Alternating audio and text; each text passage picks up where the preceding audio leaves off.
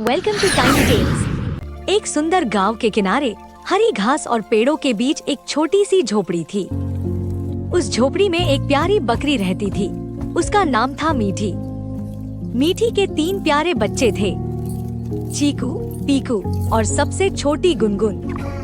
तीनों बहुत शरारती थे, लेकिन काफी समझदार भी थे। मीठी हमेशा उन्हें सिखाती थी, मुसीबत आए तो घबराना नहीं, दिमाग से काम लेना। लेकिन उस जंगल में एक बहुत ही खतरनाक और भूखा भेड़िया भी रहता था, भूरा। उसकी नजर कई दिनों से बकरी के बच्चों पर थी। एक दिन सुबह मीठी जंगल में घास लेने जाने लगी। जाने से पहले उसने बच्चों को समझाया, ध्यान से सुनो बच्चों, जब तक मैं वापस ना आऊं दरवाजा मत खोलना, और याद रखना मेरी आवाज मीठी है और मेरे पैर सफेद हैं। जी माँ। थोड़ी देर बाद ठक ठक ठक। दरवाजा खोलो बच्चों, तुम्हारी माँ आ गई। अंदर से चीकू ने धीरे से कहा। अरे माँ की आवाज तो इतनी मोटी नहीं होती। पीकू बोला, पहले दरवाजे के नीचे से पैर दिखाओ।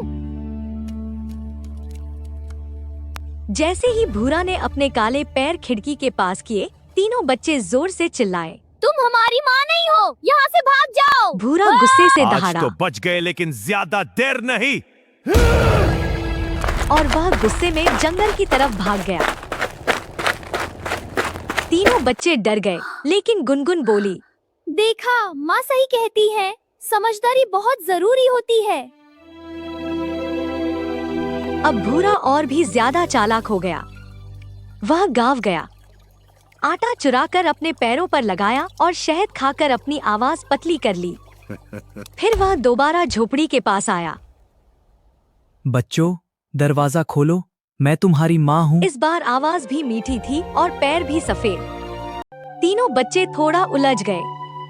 चीकू बोला, लगता है माँ ही लेकिन है। छोटी गुनगुन को कुछ अजीब लगा। रुको, माँ जब आती है तो पहले हमारा गुप्त गाना गाती है। बाहर खड़ा भूरा चुप हो गया। उसे कोई गाना नहीं पता था।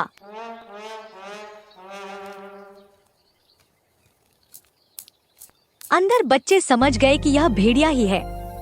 तभी पीकू ने एक योजना बनाई।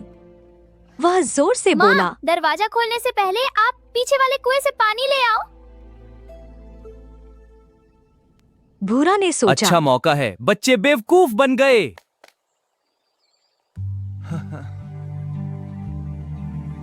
जैसे ही वह कुएं के पास गया,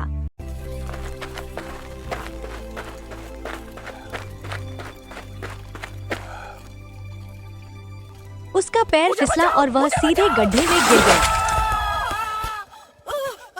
तीनों बच्चे खिड़की से देखकर हंसने लगे। समझदारी का कमाल।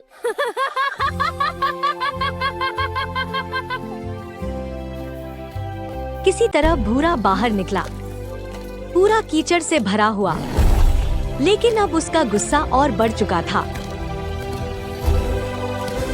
शाम को जब मीठी घर भेड़िया लौटी, आया था पर हम बच गए। हाँ माँ, हमने चालाकी से उसे धोखा दिया। मुझे तुम पर गर्व है, लेकिन लगता है भेड़िया जल्दी हार नहीं मानेगा। फिर हम क्या करें माँ? अब हम उसे ऐसा सबक सिखाएंगे कि वह दोबारा कभी यहाँ आने की हिम्मत नहीं करेगा। अगली सुबह मीठी और बच्चों ने मिलकर एक योजना बनाई। उन्होंने घर के बाहर पत्ते बिछा दिए और उनके नीचे गहरा कीचड़ और कांटे भर दिए। रात होते ही भूरा फिर आ गया। इस बार वह धीरे धीरे चल रहा था। जैसे ही वह दरवाजे की तरफ बढ़ा, छपा, उसका पैर सीधे कीचड़ में फंस गया। कांटे उसके पैरों में चुभ गए। तभी मीठी और तीनों बच्चे बाहर आए। मीठी बोली, दूसरों को डराने वाले का यही हाल होता है। अब समझ आया, छोटे बच्चे कमजोर नहीं होते। भूरा डर गया।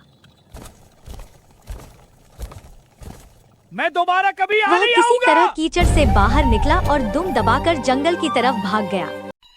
और सच में उस दिन के बाद भूरा कभी उस झोपड़ी के पास नहीं दिखा। मुसीबत में घबराना नहीं चाहिए। समझदारी और एकता से हर मुश्किल को हराया जा सकता है।